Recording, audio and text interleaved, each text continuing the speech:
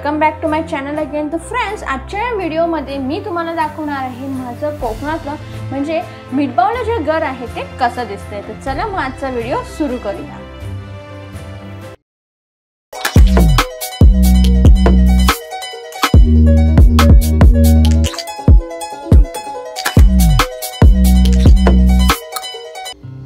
हा आहे माझ्या घराचा मोठा गेट आणि गेटच्या दोन्ही बाजूला जे पिलर आहेत ना, तिथे आम्ही कमानी करून कृष्णकमळची वेल सोडली। कृष्णकमळची फुलं येतात, ती दिसायला अतिशय सुंदर आणि आत्ताच्या पावसाळ्या सीझन मध्ये ती खूप छान फुलतात, त्यामुळे गेटही खूप छान अट्रॅक्टिव्ह दिसतो। तर चला मग आज जाऊया आणि बघूया माझं घर कसं आहे ते। चला आता जाऊया आपण आत। बघा, आत ऍक्च्युली आमच्याकडे बेल ही लावलेली आहे, त्याचप्रमाणे मिंटाही लावलेली आहे। बेल बंद असते तेव्हा या जी घंटा आहे त्याचा वापर केला जातो। इथे खडकं पण लावलंय, म्हणजे जे वांडर असतात ना ते जाम त्रास देतात, तर त्यांना घाबरवण्यासाठी हे मडकं इथे लावून ठेवलंय।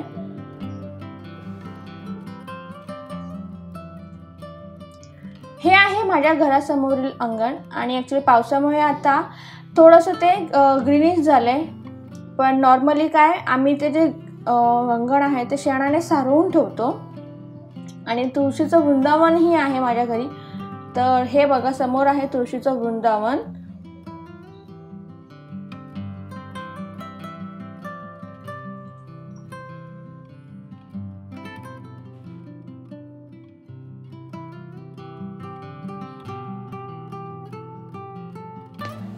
तर हे आहे माझं स्वीट होम। तर चला मग जाऊया आत आणि बघूया माझं घर आतून कसं आहे। माझ्या घराचं नाव आहे ओम ब्रह्मचैतन्य। कसं वाटलं नाव हे मला कमेंट मध्ये नक्की सांगा। आत जाऊया।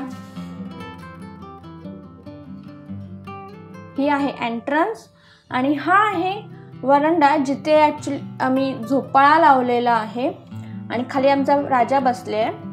आणि झोपाळा लावला म्हणजे नॉर्मली कोकणामध्ये घरोघरी पूर्वी पण आणि आताही लाकडाचा पाळणा म्हणजे झोपाळा लावतात आणि आम्हीही तशा पद्धतीचा झोपाळा लावून घेतलेला आहे। तर लुक पण छान येतो घराला। आणि हे नाव आहे माझ्या सासूबाईंचं म्हणजे माझ्या मम्मींचं, सौ नंदिता नामदेव सावंत। चला तर मग जाऊया आता।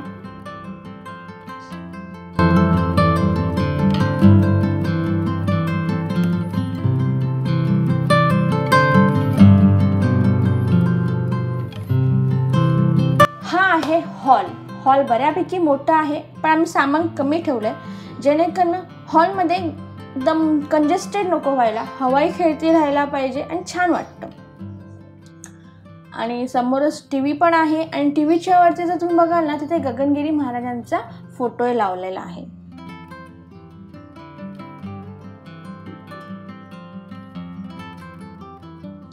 ऍक्च्युली ही फ्रेम जी आहे ती आम्ही आणली होती कुणकेश्वरला, जेव्हा आता याच वर्षी महाशिवरात्रीची जत्रा होती तिकडनं। तर आता आपण अगोदर जाऊया देवघरात आणि माझं देवघर कसं आहे ते बघूया। हे जे देवघर आहे ते आमच्या प्लॅन मध्ये नव्हतं, आम्ही हे नंतर डिसाइड केलं की कसं बांधायचं आहे ते। हे बघा, हे आहे आमचं देवघर।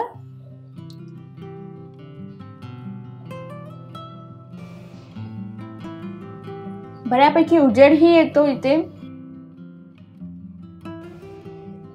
आणि देवघरातून बाहेर आल्यावर लेफ्टला जिने आहेत आणि जिन्याच्या खाली पण बऱ्यापैकी स्पेस आहे, जिथे आम्ही बरंच काही सामान ठेवतो।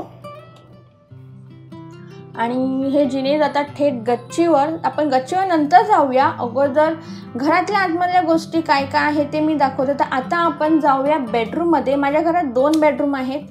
हा मोठा बेडरूम जो राईटला आहे, हा बेडरूम पण बऱ्यापैकी मोठा आहे। थोडासा ॲक्च्युली मेसी म्हणजे थोडासा पसारा दिसेल, कारण आमचं शूटिंगचं जे सामान आहे ते आम्ही ठेवलंय, त्यामुळे थोडासा पसारा दिसतो इकडे। आणि ह्या विंडोतनं बघितल्यावरती दिसेल फ्रंट बाजू माझ्या घराची। तर आता आपण जाऊया दुसऱ्या बेडरूम मध्ये, जो लेफ्ट साइडला आहे। हा बघा, हा आहे माझ्या घरातला दुसरा bedroom. As compared to first bedroom हा थोडासा छोटा आहे पण स्पेशियस आहे.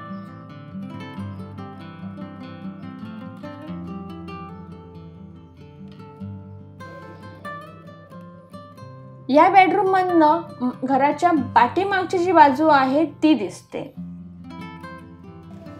माझं जे घर आहे ते टोटल 1300 स्क्वेअर फीटचं आहे. 2 बेडरूम, हॉल, किचन, गच्ची, टॉयलेट, बाथरूम, पाटी म्हणजे पाटलं ज्याला म्हणतात, आणि पुढचा वरांडा अशा प्रकारे.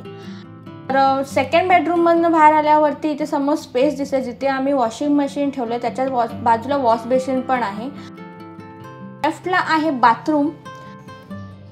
बाथरूमच्या वरती माळा आहे आणि बाजूलाच आहे टॉयलेट.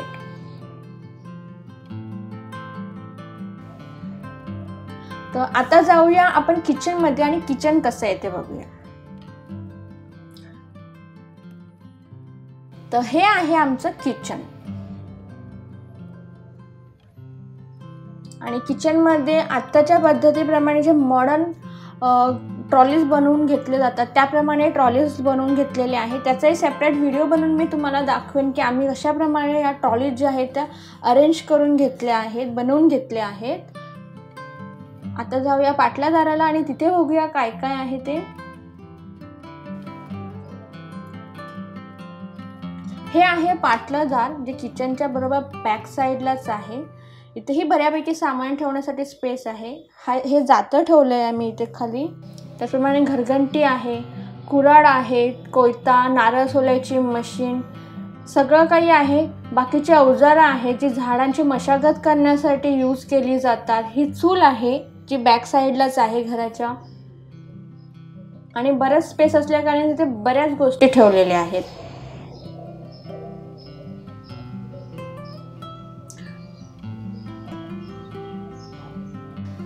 आता आपण जाऊया थेट गच्चीवर आणि गच्चीवरनं जो माझा आजूबाजूच्या घराचा परिसर आहे तो कसा दिसतो ते मी तुम्हाला दाखवते. गच्चीवरनं वरती येताना इथे समोर मोठी विंडो दिसेल. ही बघा, ही आहे विंडो स्पेशली व्हेंटिलेशन साठी लावली आहे.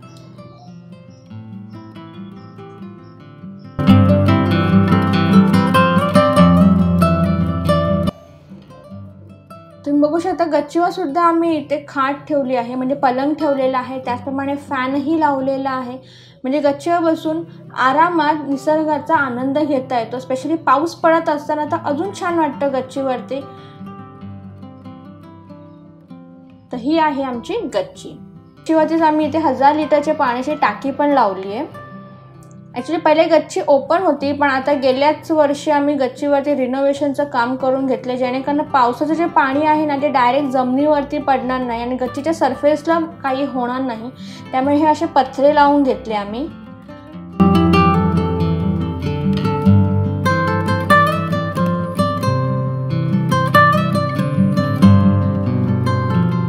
आणि त्याचप्रमाणे गच्चीवरची जी जमीन आहे ती शेणाने सारवलेली आहे.